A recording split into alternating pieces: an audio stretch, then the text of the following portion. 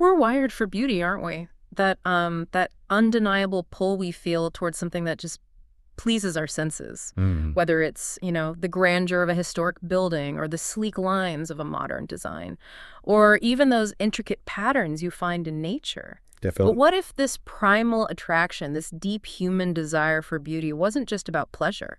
What if it could be like a strategic lever to redefine sustainability, Yeah. turning it from something we have to do into something we want to do? That's exactly the core idea we're digging into today. Hmm. We're exploring how aesthetics isn't just superficial decoration. All right. It's actually a vital transformative force for sustainable living.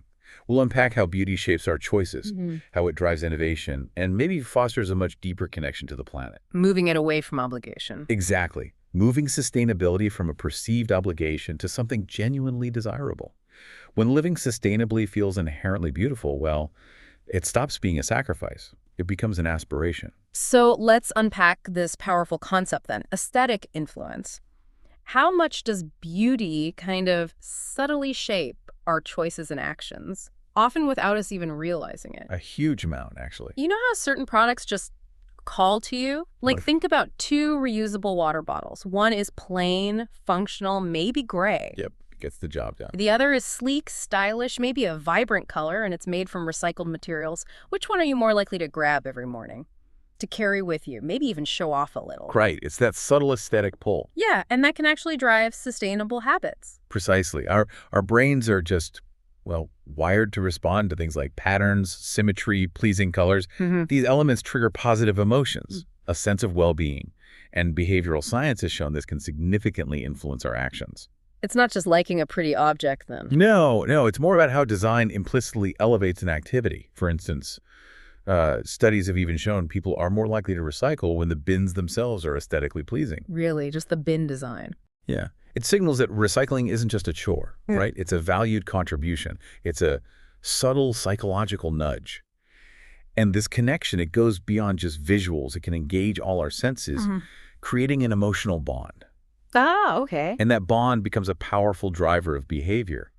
This really reframes sustainability, linking it directly to our emotions, our identity, the pursuit of a more fulfilling life even. And it introduces a truly profound ethical dimension too, doesn't it? Absolutely. Beauty can genuinely inspire ecological ethics. When we experience aesthetic emotions like awe or nobility, even love for the natural world. Like sense of wonder. Exactly. It can arouse a strong belief in ecological ethics. It can Yeah. prompt us to take action to protect the environment and build what's been called a community of shared life with nature. It shifts our perspective from external duty to internal desire. So, how does this translate into the tangible world around us? Let's start with something we interact with daily. Our built environment, architectural beauty. And this is where it gets really interesting because it's not just about what looks good superficially. It's this complex interplay of factors. Think about proportion and harmony, like the golden ratio they talk about with the Parthenon in Athens, Classic example. or the symmetry and rhythm you see in grand Baroque palaces like Versailles. And, crucially, the relationship of scale and context. Like Frank Lloyd Wright's Falling Water. How it just blends. It becomes part of the landscape. And beyond just the aesthetics, beautiful architecture offers tangible benefits that really deepen its value. Okay, like what? Well, studies consistently show it can enhance well-being. It can reduce stress, promote relaxation within spaces. Makes sense. It's also strongly linked to increased productivity and creativity in workplaces. And it can even strengthen community pride. I mean, just look at the Guggenheim Museum in Bilbao. Oh yeah, that totally revitalized the city. Yeah. Exactly. Simply through its striking design. And crucially, many modern architectural designs are now integrating sustainable practices. It proves that beauty and environmental responsibility aren't, mutually exclusive goals. They can work together. Totally. A prime example is the Eden Project in Cornwall in the UK.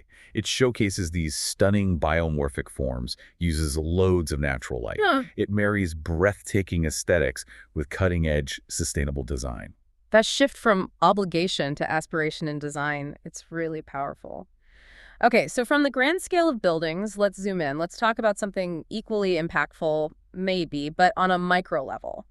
The actual materials we use. Okay. Specifically natural biochromes, biological color sources, Yeah. natural dyeing, for instance. Right, that's a fascinating area. In places like Iceland, apparently it presents unique challenges because there's limited plant diversity, so they often have to rely on imported species. Which has its own footprint, of course. Right. But this limitation has also spurred incredible innovation. People are using locally available materials, adapting traditional methods. It's quite creative. And the science behind these natural dyes is really cool. To help the dye actually bind to the fabric, you often use something called a mordant. A mordant? Yeah, the word comes from the Latin morderic, which means to bite. Ah. So it essentially helps the dye bite into the fabric fibers, making the color hold strong. Okay, got it. And experiments say with red cabbage dye, they've shown surprising results. Sometimes the dye turns green, Red cabbage turning green. How? often due to pH reactions, especially with certain types of cooking pots, metal pots, for example. It really demonstrates how, equipment choice matters just as much as ingredients. Huh. That's wild. But the versatility of red cabbage is incredible. You can shift the colors dramatically with modifiers. Like add baking soda, you get blue-green. Cream of tartar gives a lighter, warmer tone. Vinegar, deep magenta. It makes you wonder, doesn't it, how many other everyday processes are subtly steered by these unexpected material interactions. Totally. And this natural dyeing process, it seems to lead right into a zero-waste philosophy. It really can. Yeah. After dyeing fabrics, the leftover dye liquids are still rich in color. So you don't just toss them. Right. Instead of discarding them, they can be repurposed. You can use them as natural pigments for painting, creating these delicate, earthy watercolor tones. Wow.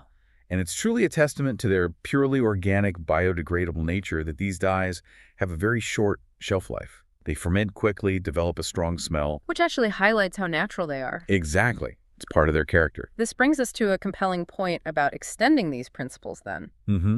This approach also applies to things like natural inks. You can make ink from, say, apple and black tea. Really? How? Well, you might use gum arabic as a binder, maybe some sugar for flow and sheen. It just shows the incredible potential of repurposing food-based materials for artistic expression. It really embraces the beauty and the responsibility of working with living, changing materials. It highlights that even waste can be transformed into something beautiful. Okay, let's move outdoors now. Let's consider garden design. We often talk about aesthetic garden design, focusing on creating visually harmonious spaces, using principles like unity, balance, proportion, rhythm, color, texture. All those classic design elements. But what's crucial here is the distinction. While aesthetic design focuses on that visual harmony. Looking good. Yeah, looking good. Functional design and gardening prioritizes ecological balance and sustainability. Things like water management, soil health, supporting biodiversity. So it's one or the other, aesthetics or function. No, not at all. The goal isn't to choose. It's about understanding how they can complement each other. How you can end up with gardens that are both beautiful and resilient. Can you give an example? Sure. Think about a rain garden. Its main job is functional, right? To manage stormwater runoff. But through artful planting, using water-tolerant native plants with varying heights, textures, colors, it transforms into this visually dynamic landscape feature. Function becomes inherently beautiful. Ah, I see. So the beauty enhances the function, and the function provides a reason for the beauty. Precisely. It's integration. Now, let's talk about how aesthetics can influence how long we actually use something. This feels really key to challenging our throwaway culture. Yes, absolutely. This is where slow aesthetics comes in. Slow aesthetics. Yeah, it's kind of an anti-trend movement. It celebrates slowness, and it aims to make aesthetic pleasure last longer rather than dissipating quickly and leading us to discard objects prematurely. Okay, so how does that work? Well, slow aesthetics is fundamentally about little but good. It's about fostering intimacy with objects. A really worthwhile design object can aesthetically nourish its owner again and again, deepening that bond over time. So it keeps providing pleasure. Exactly. The key is to sort of juggle permanence with variation, fixity with vitality, repetition with renewal. This ensures enduring interest, maybe for decades. It helps us form a true bond with the object, encouraging us to keep it. It's part of a more intentional, sustainable way of living. This is where the implications really deepen, I think. Especially for something like luxury fashion. Oh, definitely. Fashion gets criticized a lot for its huge environmental impact. Now, luxury products are usually functionally durable, right? High-quality materials and all that. True. They're built to last, physically. But this research suggests there's an experiential aspect to their durability, too. How long consumers are willing to use them depends significantly on aesthetics. That's exactly what the research reveals. Empirical aesthetics consistently show people generally favor simplicity and symmetry. Simplicity and symmetry, okay. Symmetry is readily discernible, and it's linked to simplicity, timelessness, continuity. And studies found that a symmetric design actually increased the length of product usage, or LPU, for luxury items. Both how long people intended to use them and how long they actually did. Both, yes.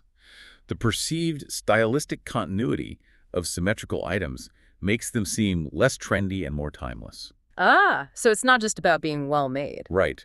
That timeless quality is just as important as the functional benefits in prolonging their lifespan. And this is particularly effective, apparently, in mitigating unsustainable behavior for highly fashion-oriented individuals. The ones who typically buy new stuff constantly to stay current. Exactly. Symmetric designs satisfy their desire to be up-to-date because, well, they never go out of style.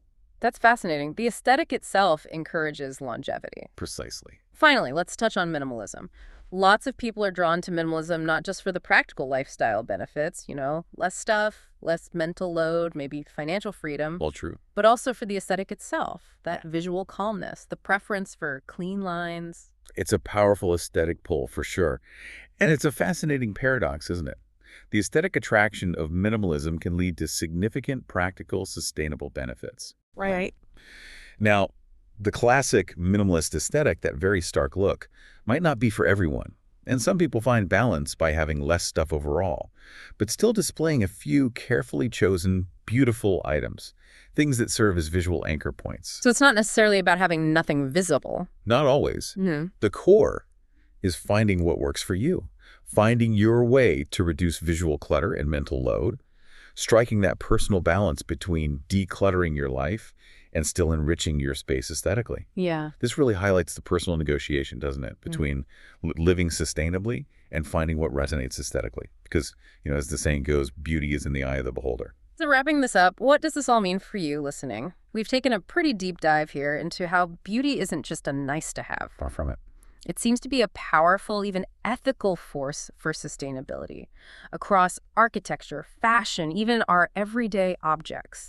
From making sustainable choices feel desirable instead of like a sacrifice, to designing objects and spaces that last longer and invite a deeper connection, aesthetics seems undeniably central to building a more harmonious relationship with our planet. Absolutely.